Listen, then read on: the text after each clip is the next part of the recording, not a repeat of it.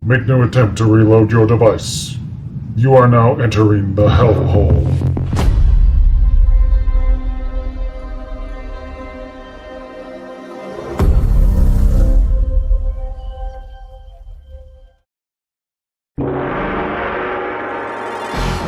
The crowd of fighters disembark from the nether ship onto the beach surrounding a mysterious island. There, they are greeted by Shaolin monks and a long white-haired man in brown robes, Shujinko. Welcome to the Lost Sea and Kung Lao's island.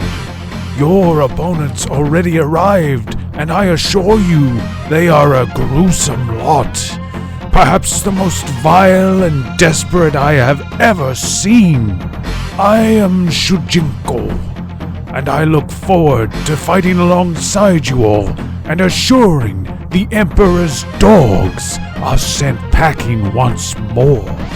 The Grand Champion prepares himself for the tournament ahead, as he has successfully for over 700 years.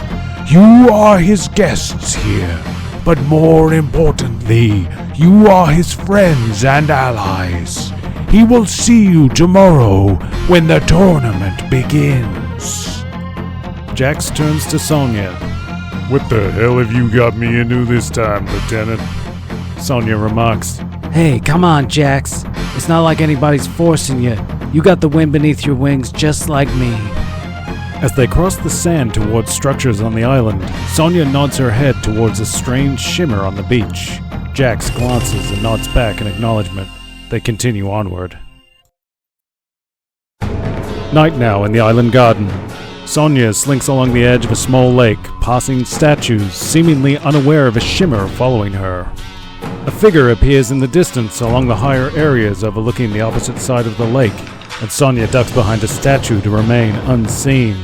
As the person on high ground disappears, the shimmer moves closer towards Sonya's back, and then... Gotcha! Round 1.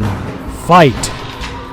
Sonya notes something clearly isn't right here when another shimmer dashes across the stone pavers and knocks Jax and Sonya off their feet.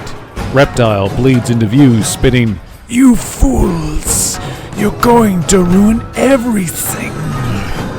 Chameleon scrambles to her feet and runs for the darkness. Jax tells Sonya he'll go after her. She'll take care of the new guy.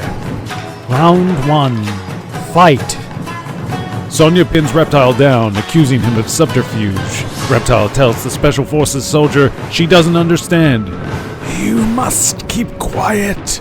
The Emperor has sent some of his deadliest warriors.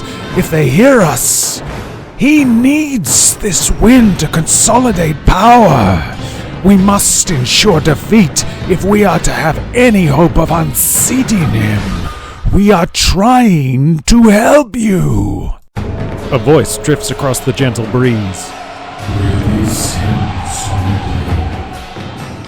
Reluctantly, Sonya releases the pin on Reptile, who returns to a vague, barely visible shimmer as he scurries away from the garden. Jax jogs back to the garden, breathing heavily. Yours got away too, huh? Sonya looks pensive. Maybe not. Jax reveals he discovered an entrance to an underground tunnel off the garden. He suggests they scope it out for one last bit of intel before getting some shut-eye. Sonya and Jax push through thick plants on the side of a rock face to reveal a door. They enter into a narrow tunnel.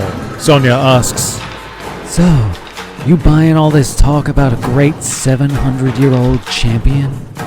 As they move deeper beneath the island, Jax responds, After the things I've seen, the only thing I expect is the unexpected. Jax finishes his sentence as they come upon a large cavern.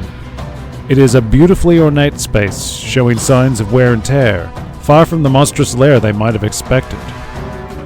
Sonya walks into the room, the tile she steps on emitting a faint click that precedes a massive spiked club swinging on a chain attached to the ceiling.